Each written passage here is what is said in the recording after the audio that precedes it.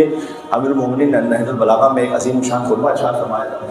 جو کبھی ہو سکا اس نشرے میں تو شاید آپ کی خدمت میں نہ آ سکے، کبھی اور صحیح یا کسی اور خطیب سے سنیے گا یا خود جا کے دیکھیے گا انشاءاللہ۔ خطبہ قاصرہ میں امیر المومنین علی بن ابی طالب علیہ السلام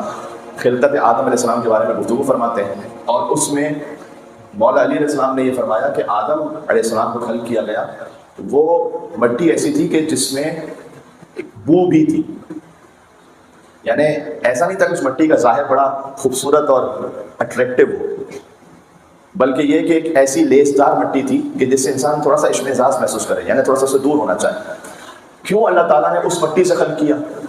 امیر المومنین نے اس کی وجہ یہ بتائی کہ اللہ عز و جل چاہتا تھا کہ فرشتوں کا اور خود ابلیس کا بھی کامل امتحان رہے کہ چاہے میں اس قسم کی مٹی سے خلق کر رہا ہوں، لیکن جو کہ میں خلق کر رہا ہوں تو جھکتے ہو یا نہیں جھکتے ہو؟ ورنہ اگر کوئی ظاہر میں خوبصورت شے ہو تو خود بخود انسان اس کی جانب اٹریکٹ ہوگا، چاہے اللہ